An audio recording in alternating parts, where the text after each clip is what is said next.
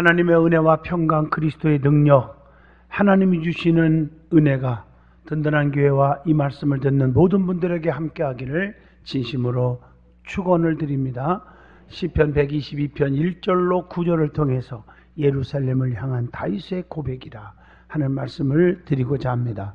오늘 본문 시편 122편을 보면 다윗이 하나님을 너무너무 사랑하기에 예루살렘 성전을 너무 사랑했고, 그리고 예루살렘 성전을 향했고 그 성전을 위해서 늘 힘쓰고 기도했다는 그 모습을 찾아볼 수가 있었습니다. 그래서 다윗이 예루살렘 성전을 향해서 신앙적으로 고백하고 있는 모습이 오늘 본문의 말씀입니다. 그러면 다윗이 어떤 고백을 했는지 오늘 말씀을 통해서 저와 여러분이 뜨거운 감동적인 은혜의 시간이 되기를 바랍니다. 제일 첫 번째, 다윗은 오늘 본문 1절에 사람이 내게 말하기를 여호와의 집에 올라가자 할 때 내가 기뻐하였도다, 이렇게 기록되어 있어요. 다윗은 하나님의 집에 올라갈 때 기뻐했음을 고백합니다. 성도는 성전에 올라갈 때 가장 기뻐해야 될 줄로 믿습니다. 성전에 올라가는데 왜 기쁠까요? 성전은 하나님을 만나는 곳이기 때문입니다. 요한복음 4장 24절, 성전은 하나님 앞에 신령과 진정으로 예배하는 곳이기 때문입니다. 마가복음 11장 17절에 보면 성전은 만민이 하나님을 향해서 기도하는 집이기 때문입니다. 그래서 하나님은 이 성전에서 예배를 통해서 말씀을 듣게 되고, 하나님의 말씀은 성전에서부터 축복으로 흘러올 줄로 믿습니다. 이사야 2장 3절이나 미가서 4장 2절에도 말씀하고 계십니다. 그러므로 성전은 하나님의 집입니다. 누가복음 19장 47절의 말씀. 그래서 성전에는 기능이 있어요. 어떤 기능이 있을까? 마가복음 12장 35절 보면 성전의 기능은 하나님의 백성에게 말씀을 가르치시는 데 있습니다. 성전에서 말씀이 사라지면 성전의 기능은 사라지게 되는 거예요. 마가복음 11장 15절의 말씀입니다. 예수님도 성전에서 말씀을 전하고 말씀을 가르쳐줬다고 누가복음 19장 47절에 분명히 말씀합니다. 성도는 하나님의 집에 자주 올라가는 자가 되어야 합니다. 은혜 받고 신앙생활을 하면 성전에 자꾸 가고 싶은 거예요. 두 번째, 다윗은 성전을 너무 많이 사랑했다고 고백합니다. 본문 2절로 3절에 예루살렘아 우리 발이 네 성문 안에 섰도다.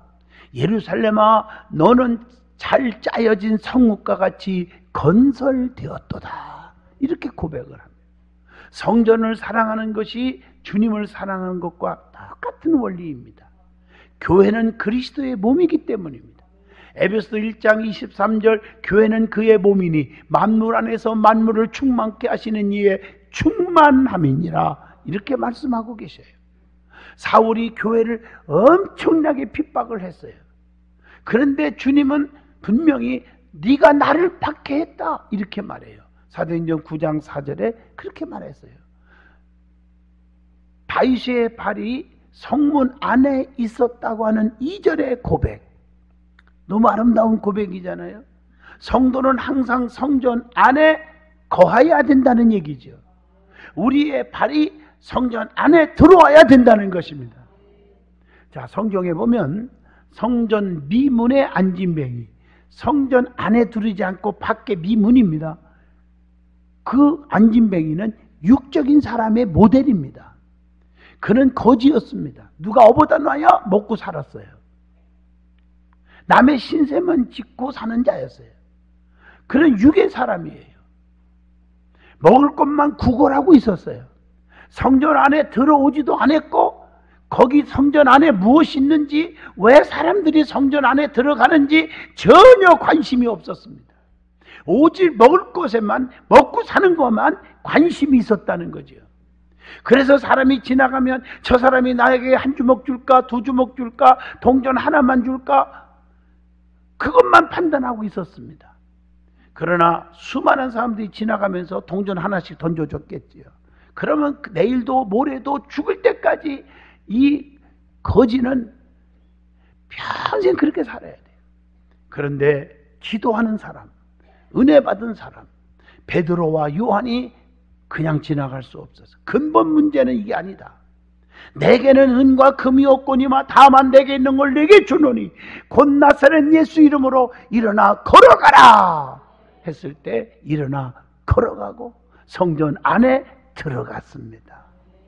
여러분, 그리스도가 그 심령 속에 들어갔을 때 일어나 걸어갈 수가 있었고, 성전 밖의 사람이 성전 안의 사람이 되었습니다. 여러분, 성경에 보면 사도행전 3장에 나오죠. 3절로 6절 8절까지 쭉 나옵니다. 성경에 보면 이 안의 사람이 돼야지 밖의 사람이 되면 안 돼요. 하나님 안에 들어야지 하나님 밖에 있으면 안 돼요. 교회 안에 들어야지 교회 밖에 있으면 안 됩니다. 말씀 안에 들어야지 말씀 밖에서 생활하면 안 됩니다. 성령 안에 들어야지 성령을 떠나서는 살 수가 없잖아요. 문설주에 양의 피를 발라 그 안에 들은 자녀들은 다 살았지만 밖에 있는 자식은 다 죽었지 않습니까? 붉은 줄을 내걸어 그 안에 들은 나합의 가정은 다 살았지만 밖에 있는 자들은 다 멸망받았지 않습니까?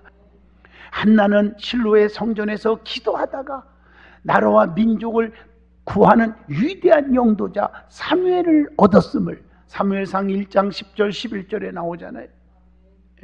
안나라는 여선지는 누가복음 2장 36절로 37절 보면 성전을 떠나지 않고 항상 주야로 묵상했다고 칭찬하고 있습니다. 다니엘서 6장 10절 봐도 다니엘은 사자굴 속에 들어갈 줄 알면서도 하루에 3번씩 예루살렘 성전을 향하여 간절히 기도하는 생활을 중단하지 않았습니다. 그래서 사자굴 속에 들어갔지만 사자의 입을 봉해버리는 하나님의 특별 은총을 받는 자가 된 줄로 믿습니다. 이처럼 하나님의 성전 안의 사람이 되시기를 바랍니다. 그리고 하나님이 지켜주시는 예루살렘임을 고백을 하고 있어요. 그래서 오늘 3절에 예루살렘아 너는 잘 짜여진 성읍과 같이 건설되었도다. 치밀하게 건설된 성읍 예루살렘이라고 고백을 합니다. 예루살렘 성은 그 위치나 건축의 애형면에 있어서 다른 성읍들과 별다른 차이를 보이지 않을 수 있지만 그 성은 믿음으로 아름다웠고 세밀한 성읍이 될 수 있었다고 말하는 것입니다. 하나님의 백성된 우리는 세상의 관점에서 보면 특별한 능력이 없는 평범한 사람일 수도 있습니다. 하나님의 관점은 사람의 관점과 같지 않습니다. 약한 자를 들어 강한 자들을 부끄럽게 하십니다. 고린도전서 1장 27절의 말씀입니다. 예루살렘을 성경에 어떻게 표현했습니까? 성경에 보면 시편 147편 2절에 보면 여호와께서 예루살렘을 세우시며 이스라엘에 흩어진 자들을 모으시며, 즉 하나님이 세우셨다고 표현합니다. 교회는 하나님이 세우셨습니다. 그래서 찬송가 가사에 피 흘려 사신 교회를 늘 사랑합니다. 208장 찬송 아닙니까? 사도행전 20장 28절에도 나옵니다. 특별히 마태복음 16장 18절에 내가 내 교회를 세우리니 음부의 권세가 이기지 못하게 하리라. 가난마귀, 저주마귀, 질병마귀, 실패마귀, 낙심마귀가 덤비지 못하게 하리라 약속하고 있습니다. 그래서 예루살렘을 거룩한 성이라고도 마태복음 4장 5절에 표현하고 있습니다. 또한 에레미야 3장 17절 보면요, 예루살렘을 하나님의 보좌라고도 표현하고 있습니다. 또 갈라디아서 4장 26절 보면 예루살렘을 어머니로 비유하고도 있습니다. 교회는 하나님이 지켜주시기 때문에 교회의 사명과 의무를 잘 감당하여야 합니다. 그 사명이 무엇일까요? 마태복음 28장 18절로 20절이나 사도행전 1장 8절에 보면 오직 복음 전파의 사명이 있습니다. 교회는 복음을 전해야 됩니다. 디모데후서 2장 1절로 2절 진리를 사수해야 할 사명이 있습니다. 그래서 이단 세력이나 안티 세력이 덤비지 못하도록 교회가 잘 하여야 합니다. 에베소 4장 11절로 15절에 성도를 온전케 하며 봉사의 일을 하여야 할 것입니다. 뿐만 아니라 마태복음 28장 20절 보면 말씀을 가르치시고 증거하여야 할 의무가 있습니다. 그렇게 될 때 볼지어다 내가 세상 끝날까지 너희와 항상 함께 있으리라 하는 보장을 받게 되는 것이죠. 또한 마태복음 26장 11절에 구제하여야 할 의무가 있습니다. 또 로마서 15장 2절이나 고린도전서 14장 3절에 보면 덕을 세우는 일을 교회가 하여야 합니다. 그래서 어려운 자들 또 사람들한테 힘듦을 당하는 자들에게 위로가 돼야지 그들에게 상처를 주거나 시험거리를 줘서는 아니 됩니다. 그 다음에 다윗의 발이 성전에 있었다고 그랬죠. 다윗의 발이 성전에 있었던 것처럼 교회에 머물러 있어야 된다는 뜻입니다. 한나가 사무엘을 낳자 성전에서 자라도록 했어요. 이게 중요한 거예요. 자, 세 번째 다윗의 고백은 본문 4절의 말씀입니다.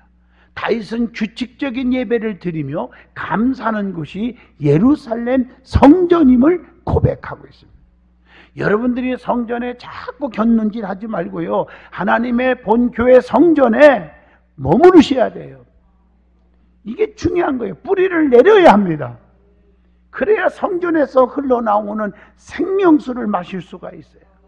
오늘 본문에 보면 전례대로 성전에 올라갔다 이렇게 말씀하고 있어요. 이것은 이스라엘 백성들이 규칙적으로 성전에 모여서 하나님께 예배 드렸음을 말씀하고 있습니다. 오늘 여러분, 이스라엘은 조상 대대로 규칙적인 예배를 하나님께 드렸습니다. 그러므로 성도는 예배하는 신앙을 자손들에게 물려주어야 될 줄로 믿습니다. 그래야 자손이 복을 받을 수 있어요. 이 축복은 곧 유전적 축복이기도 합니다.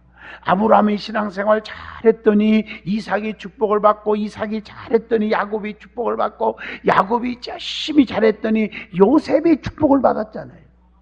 저주받아도 싼 불의한 씨 솔로몬은요, 전무후무한 부귀영화, 전무후무한 지혜, 그리고 아버지 뒤를 이어 왕이 되고 그 하나 축복에 하나님의 성전을 건축하는 복을 누린 왕이 될 수 있었던 것은, 내가 너 보고 축복 주는 게 아니라 네 애비 다윗을 보고 내가 너에게 축복을 주었다고 했습니다. 여러분들은 내가 하나님 앞에 바르게 살고 성전에서 주의 일을 열심히 하면 자녀들의 길이 쫙 열릴 줄로 믿습니다. 규칙적으로 가정예배를 드릴 수 있기를 바랍니다. 하나님 앞에 기도의 그 능력을 받을 수 있기를 축복합니다. 사랑하는 성도 여러분, 규칙적인 예배는 얼마나 중요한지 모릅니다. 그래서 예배의 신앙이 성공해야 한다는 거예요.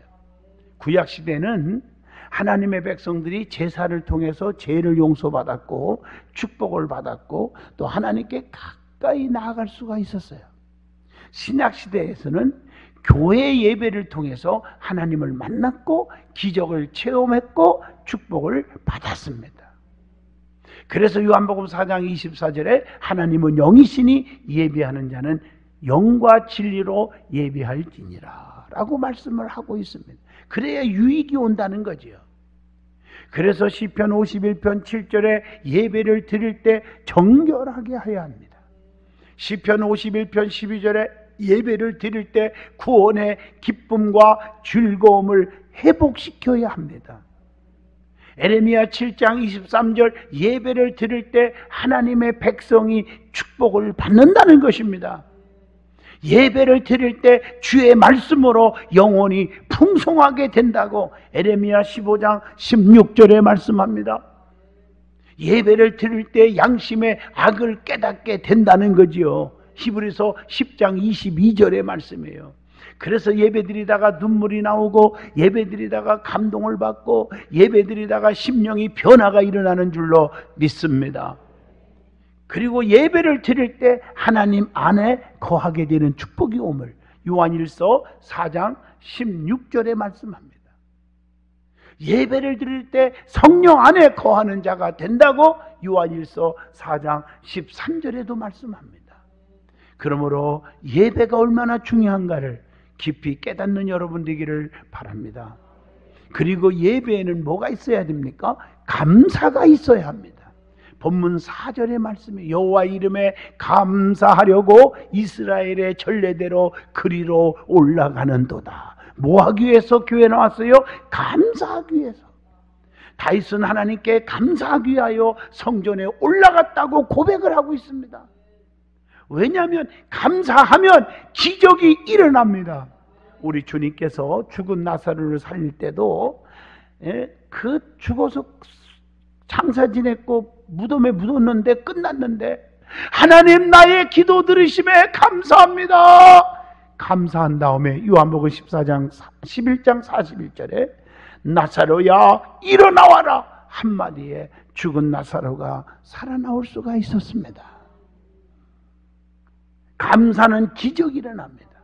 그래서 데살로니가전서 5장 18절에 감사가 하나님의 뜻이래요. 범사에 감사하라. 이것이 그리스도 예수 안에서 너희를 향하신 하나님의 뜻이니라. 그래서 골로새서 3장 17절에 말에나 일에나 다 주 예수의 이름으로 하고 하나님 아버지께 감사함으로 하라고 했습니다. 그리고 골로새서 2장 7절에 보면 믿음에 굳게 서서 감사함을 넘치게 하라, 풍성하게 하라고 가르쳐주고 있습니다. 에베소서 5장 4절에 보면 감사는 말만 해야 돼요.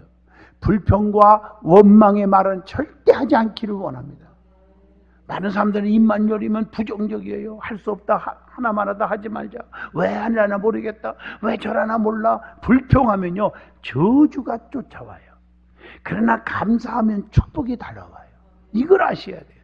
말 한마디 한마디도 감사하는 말만 하세요.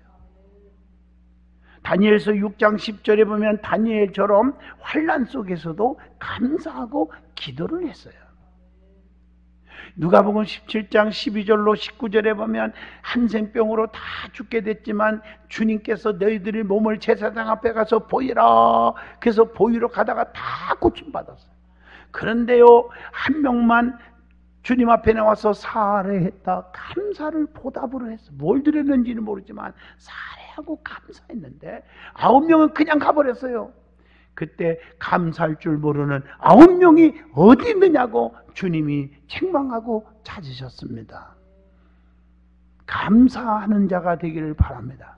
그러면 감사하지 못하는 이유가 뭘까? 왜 사람들이 감사를 못할까? 그 이유를 찾아봤어요. 사무엘상 25장 11절이나 전도서 5장 10절에 보면 탐심 때문에 감사를 못해요. 욕심이 너무 많아. 그래서 욕심이 잉태한 즉 죄를 낳고 죄가 장성한 즉 사망에 이르는 거예요. 그래서 마지막에 욕심이 막 부하면 마지막에 그것 때문에 멸망을 받는 거예요. 로마서 1장 21절 미련해서 감사하지 못한다 그랬어요. 고린도후서 3장 5절에 보면 스스로 만족하기 때문에 못해. 나는 이 정도는 됐어, 만족해. 이러니까 감사가 안 나오는 거예요. 감사가 넘치시기를 축복합니다. 감사하면 영적 생활에서 승리를 얻어요. 고린도전서 15장 57절에 주 예수 그리스도로 말미암아 우리에게 승리를 주시는 하나님께 감사하노니 그랬단 말이에요. 모든 환난에서 감사할 때 건져주신다고 시편 54편 7절에 말씀합니다. 나는 왜 이렇게 병들까? 나는 왜 이렇게 늙었을까? 나는 왜 이렇게 물질이 없을까? 그러면요 자꾸 마귀들이 춤을 추고 막아버립니다. 여러분들이 힘들어도 하나님 나에게 연단을 주는가 보다, 여기서 하나님 앞에 기도하라는가 보다, 오 하나님 무엇을 주시려고 무릎을 꿇게 하십니까? 하나님 감사합니다. 이런 모습이 있어지기를 바랍니다. 그래서 감사하면 기도에 응답이 있어요. 요한복음 11장 41절 예수님처럼 말이에요. 하나님 앞에 감사기도 한 다음에 나사로를 살렸지 않았습니까? 네 번째 다윗의 고백입니다. 본문 6절입니다. 다윗은 예루살렘 성전을 사랑하는 자에게 형통이 있다고 고백을 합니다. 오늘 시편 122편 6절에 보면 예루살렘을 향하여 평안을 구하라. 예루살렘을 사랑하는 자에게는 내가 형통케 하리라. 예루살렘을 사랑하는 자가 누구입니까? 오늘 본문 2절에 하나님의 성전을 사랑하는 자는 앞에서 말씀드린 대로 내 발이 항상 성에 거하는 자, 즉 하나님의 성전에 머무르기를 좋아하는 자라고 말합니다. 그리고 본문 4절에 보면 감사의 제사를 드리는 자라고 말했습니다. 감사의 예배를 드리는 자입니다. 인격적인 신앙을 가진 자예요. 할렐루야. 불평하고 짜증내고 원수를 갚으려고 하고 그러면 안 돼요. 여러분 성경에 구약에 나오는 요셉과 신약에 나오는 요셉을 보세요. 인격적 신앙입니다. 신약에 나오는 요셉은 예수님의 육의 아버지잖아요. 정혼한 마리아가 아기를 가졌다고 소문났는데 얼마나 화가 날 일이에요. 불평하지 않고 하나님 무슨 뜻이 있나 하고 가만히 끊고자 하여 이렇게 인격적 신앙을 가졌을 때 성령의 음성이 들려오는 거예요. 두려워하지 말라 요셉아, 네 정혼한 아내 마리아가 성령으로 잉태했는데 그가 예수를 이제 아기를 낳을 텐데 그 이름을 예수로 하라. 이는 저들의 죄에서 구원할 자이심이라. 만왕의 왕 만주의 주 구세주가 거기서 나왔습니다. 구약에 나오는 요셉도 보디발의 아내의 유혹을 누명을 썼지만은 감옥에 있었지만 인격적 신앙으로 참았을 때 총리가 될 수가 있었습니다. 인격적인 신앙을 가지시기를 바랍니다. 남의 허물만 들춰내기를 좋아하고 자꾸 남의 약점만 캐갖고 죽이려고 하지 말고 장점을 찾아서 용기를 주고 소망을 주고 자랑할 수 있는 인격적인 믿음의 사람들이 되시기를 바랍니다. 그리고 평안을 위해 기도하는 자입니다. 본문 6절의 말씀입니다. 이런 자에게 형통하게 한다고 했습니다. 교회를 사랑하는 자는 항상 교회의 평안을 위해서 구하여야 합니다. 피스메이커가 되어야 합니다. 예루살렘을 향하여 평안을 구하라. 예루살렘을 사랑하는 자에게는 내가 형통케 하리라. 피스메이커가 되란 말이에요. 그래서 교회를 사랑하면 형통이 있다는 거예요. 형통을 원하신다면 교회를 사랑하시기를 바랍니다. 사랑한다면 따라가는 것이 세 가지가 있죠. 말로만 사랑한다? 아닙니다. 사랑은요 항상 마음이 갑니다. 그리고 몸이 갑니다. 그리고 물질이 가는 거예요. 이 세 가지가 없으면 가짜 사랑이에요. 부모를 사랑한다? 마음이 가야 돼요. 몸이 가야 돼요. 찾아뵈야 돼요. 물질이 가는 거예요. 그리고 성전 안에 평안과 형통이 있습니다. 본문 7절로 8절의 말씀입니다. 그러므로 교회 생활 잘하고 교회를 사랑하고 섬기면 평강과 형통의 복이 반드시 올 줄로 믿습니다. 그리고 하나님의 집을 위하여 구하는 자가 성전을 사랑하는 자라고 9절에 말합니다. 눈만 감으면 내 복보다 하나님의 교회의 복을 위해서 기도하시기를 바랍니다. 다윗은 자기 집을 위해 복을 구하기 전에 하나님의 집에 복이 오게 해달라고 구했습니다. 믿음의 사람은 나보다 하나님, 교회를 먼저 생각하는 사람이 되어야 합니다. 주님이 가장 좋아하는 단어, 그래서 제가 가르쳐 준 거예요. 더라는 단어, 먼저라는 단어, 와라는 단어입니다. 나보다 먼저 하나님을 사랑해요. 이 모든 사람보다 요한의 아들 시몬아, 네가 나를 더 사랑하냐고 주님이 질문하지 않습니까? 성도 여러분, 결론입니다. 주님을 향한 믿음의 사람들로 다윗처럼 예루살렘 성전을 향한 믿음의 고백이 있어지기를 바랍니다. 말로만 아니라 진정으로 사랑하는 자가 되어 인정받고 축복받고 살기를 바랍니다.